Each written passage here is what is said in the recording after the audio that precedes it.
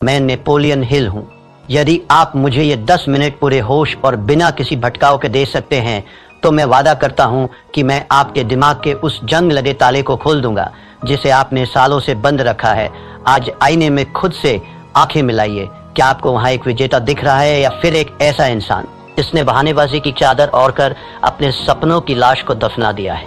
जहाँ एक ही सवाल आपके अंतर्मन को चीरता रहता है, वह सवाल है, मैं शुरुआत तो कर लेता हूँ, फिर रुक क्यों जाता हूँ? आप अकेले नहीं हैं। इस ग्रह के 97% लोग इसी कुएं में अपनी पूरी जिंदगी गुजार देते हैं। उनकी सुबह उम्मीद से शुरू होती है, दोपहर बहानेबाजी में बीतती है और रात गहरे अफसोस की चादर ओढ़कर खत्म हो जाती है। उनकी पूरी हस्ती, उनके सारे सपने और उनकी सारी प्रतिभा सिर्फ 3 शब्दों के नीचे दफन हो गई है। कल से शुरू करूंगा, लेकिन आज मैं यहाँ आपसे उन 3% विरल लोगों के बारे में बात करने आया हूँ जो इस भीड़ का हिस्सा नहीं है। ये वे लोग हैं जो तूफानों के बीच भी शांत खड़े रहते हैं। ये वे लोग हैं जिनके पास कोई गुप्त मंत्र नहीं है, कोई जादुई चिराग नहीं है। उनके पास बस एक पत्थर जैसा कठोर नियम है। आज एनएच माइंडसेट के इस विशेष सत्र में मैं आपको उसी नियम की गहराई में ले जाऊंगा। हम नेपोलियन हिल के सिद्धांतों की राख से उस चिंगारी को निकालेंगे जो आपकी नियति बदल देगी। क्या आप अपने कंफर्ट जोन की जंजीरों को तोड़ने के लिए तैयार हैं? यदि हाँ, तो ये यात्रा आपके लिए है।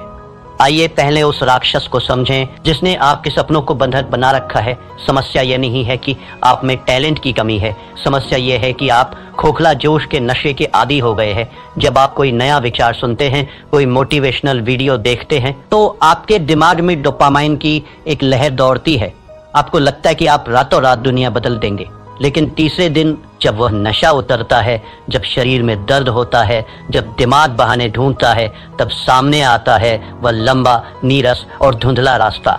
97% लोग यही दम तोड़ देते हैं। वे जोश को अनुशासन समझने की गलती कर बैठते हैं। मैंने अपनी बरसों की रिसर्च के बाद ये पाया था कि इंसान का सबसे बड़ा दुश्मन कोई और नहीं, उसका अपना अस्थिर मन है। एक छात्र की मिसाल लीजिए। वह परीक्षा से 2 महीने पहले एक भव्य टाइम टेबल बनाता है। 2 दिन वह 10-10 घंटे पढ़ता है। तीसरे दिन उसे लगता है कि उसने बहुत कुछ कर लिया है। चौथे दिन एक छोटा सा भटकाव आता है और 5वें दिन वह वापस उसी भीड़ का हिस्सा बन जाता है जहां केवल औसत दर्जे की जिंदगी है।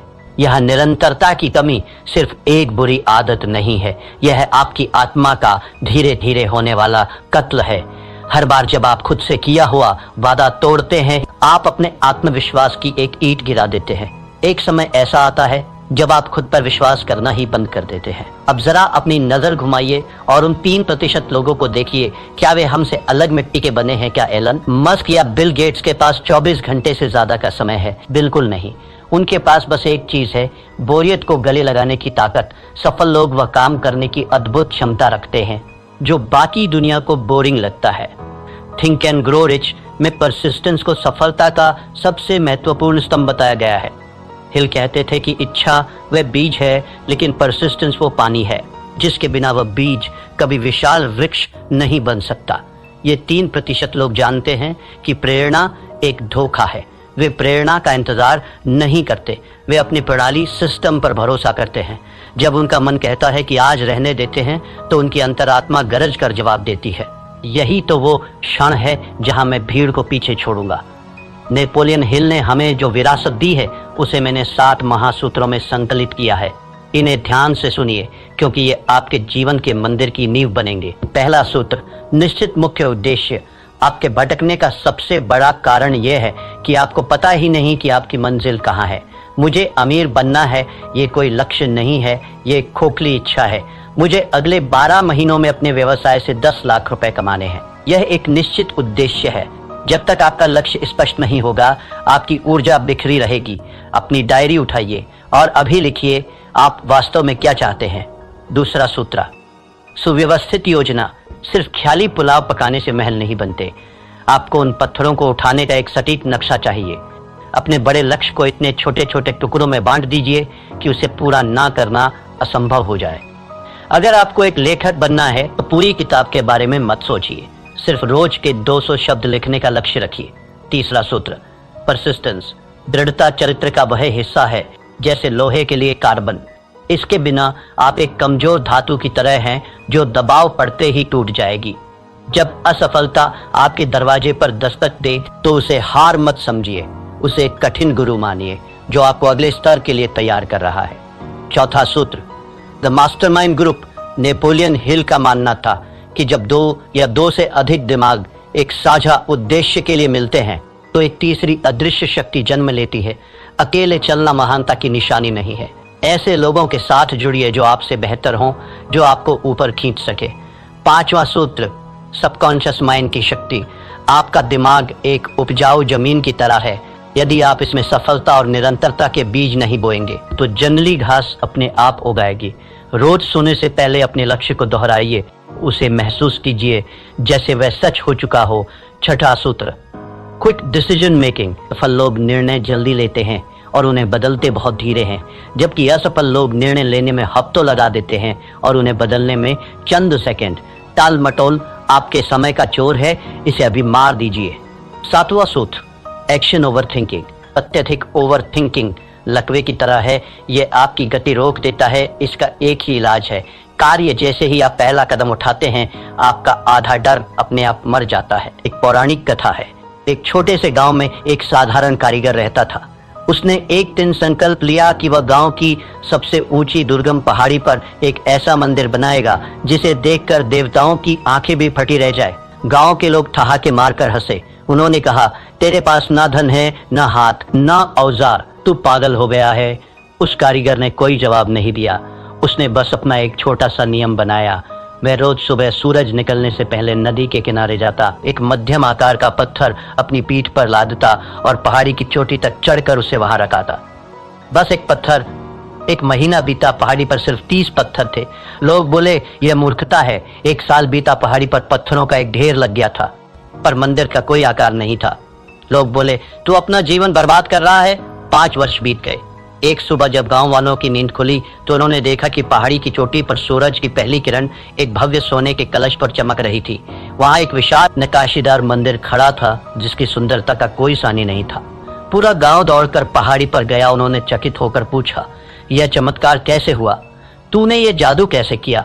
उस कारीगर ने अपने फटे हुए खून से सने हाथों को दिखाया और शांत स्वर में बोला, ये कोई जादू नहीं है, ये गणित है, रोज एक पत्थर बस।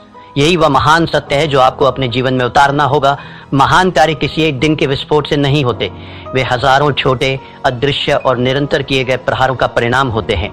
क्या आप अपना एक पत्थर रोज उठाने के लिए तैयार हैं मेरे मित्र? एक बात हमेशा याद रखना, समय आपके विरुद्ध साजिश रच रहा है। हर गुजरता हुआ दिन, हर टाला हुआ काम आपकी आत्मा का एक हिस्सा नोच कर ले जा रहा है। 97% लोग मृत्युशैया पर एक ही विचार लेकर मरते हैं, काश मैंने वह कोशिश जारी रखी होती। क्या आप अपने जीवन की अंतिम सांस इस काश के बोझ के साथ लेना चाहेंगे? यह अफसोस दुनिया के किसी भी शारीरिक दर्द से कहीं ज्यादा गहरा और कड़वा होता है। अनुशासन का वजन ग्रामों में होता है, लेकिन अफसोस का वजन टनों में होता है। चुनाव आपका है। नेपोलियन हिल ने अपनी एक और किताब में लिखा था कि अवसर अक्सर दुर्भाग्य या अस्थायी विफलता के वेश में आता है। आज जो आप असफलता महसूस कर रहे हैं, जो आलस से आपको रोक रहा है, वह वास्तव में आपकी परीक्षा है। जो इस परीक्षा को पास कर लेता है वही उस 3% की श्रेणी में खड़ा होने का हकदार बनता है। जीवन के विभिन्न क्षेत्रों में निरंतरता का प्रभाव, ये सिद्धांत केवल पैसों तक सीमित नहीं है, ये मानवीय उत्कृष्टता का सार्वभौमिक नियम है। धन के क्षेत्र में ये रोज की छोटी सी बचत है। अगर आप रोज 1% बेहतर होते हैं तो चक्रवृद्धि ब्याज, कंपाउंड इंटरेस्ट के जादू से आप साल के अंत तक 37 गुना बेहतर हो चुके होंगे। यह गणित का चमत्कार नहीं, निरंतरता का चमत्कार है। स्वास्थ्य के क्षेत्र में यह रोज की 10 मिनट की सैर है। एक दिन में कुछ नहीं बदलता, लेकिन 10 साल बाद यही 10 मिनट आपको बुढ़ापे में भी जवान बनाए रखते हैं। संबंधों के क्षेत्र में यह रोज की वो एक मीठी बात है, वह छोटी सी परवाह है। प्यार कोई एक दिन का उत्सव नहीं है, यह रोज की जाने वाली साधना है। आत्म विकास के क्षेत्र में ये रोज की 10 पंक्तियां पढ़ना है। एक साल में आप 365 पन्ने पढ़ चुके होंगे, यानी एक पूरी किताब का ज्ञान आपके भीतर समा चुका होगा। ये संघर्ष बाहरी दुनिया से नहीं है, यह आपके भीतर चल रहा एक गृह युद्ध है। आपका मन एक सॉफ्टवेयर की तरह है जिसे सुरक्षा और आराम के लिए प्रोग्राम किया गया है। वह आपको हमेशा रोकेगा। वो कहेगा, आज सो जाते हैं, कल बहुत काम था, अभी मौसम खराब है। लेकिन आपकी आत्मा, वो दिव्य अंश जो आपके भीतर है, वह जानती है कि आप किस मिट्टी के बने हैं, वह जानती है कि आप अनंत संभावनाओं के मालिक हैं। आपको अपने मन का गुलाम बनने के बजाय अपनी आत्मा का सेनापति बनना होगा। नेपोलियन हिल कहते थे कि मनुष्य का मस्तिष्क जिसे सोच सकता है और जिस पर विश्वास कर सकता है उसे वह प्राप्त भी कर सकता है, लेकिन विश्वास केवल सोचने से नहीं आता। विश्वास कर्म से आता है। जब आप रोज अपना वादा पूरा करते हैं तो आपका दिमाग आप पर भरोसा करना शुरू कर देता है। अब वक्त है कोरी बातों को क्रिया एक्शन में बदलने का। मैं आपको एक चुनौती दे रहा हूं, 90 दिवसीय परिवर्तन योजना। पहला चरण, 1 से 30 दिन आदत का निर्माण। इस दौरान अपनी चुनी हुई आदत को सिर्फ 5 मिनट दें। चाहे बाहर तूफान आ जाए, चाहे भूकंप आ जाए, वो 5 मिनट आपकी जिंदगी के सबसे पवित्र मिनट होने चाहिए। यहाँ आपका लक्ष्य परिणाम नहीं बल्कि उपस्थिति दर्ज कराना है। 31 से 60 दिन, पहचान का बदलाव। अब आप केवल वह काम कर नहीं रहे हैं, अब आप वह काम बन रहे हैं। खुद से कहिए, मैं वह इंसान हूं जो रोज व्यायाम करता है, मैं वो इंसान हूं जो रोज पढ़ता है। आपकी पहचान बदलने लगेगी। 61 से 90 दिन मोमेंटम का जादू। इस अवस्था में पहुंचते ही जादू शुरू होगा। अब आपको खुद को धक्का देने की जरूरत नहीं पड़ेगी। अब आप एक ऐसी ट्रेन की तरह हैं जो 100 मील प्रति घंटे की रफ्तार से दौड़ रही है। अब आपको रोकना नामुमकिन है। तो मेरे साथी यात्रियों, अब आप उस तिराहे पर खड़े हैं जहां से 2 रास्ते अलग होते हैं।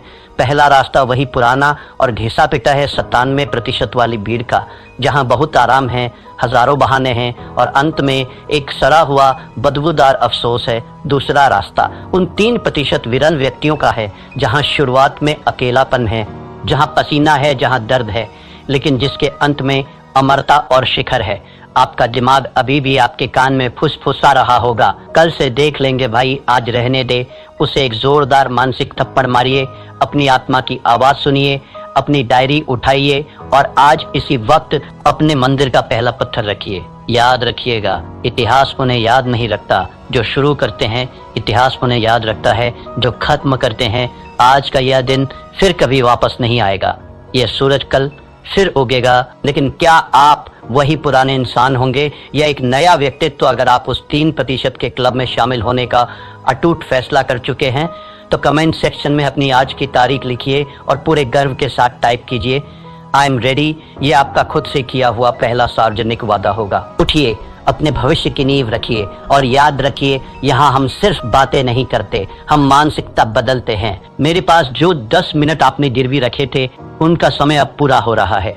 मैंने आपको वह चाबी सौंप दी है जिसे ढूंढने में लोगों की पूरी जिंदगी बीत जाती है, लेकिन याद रखना, चाबी सिर्फ रास्ता दिखाती है, दरवाजा आपको अपने कंधों से तोड़ना होगा।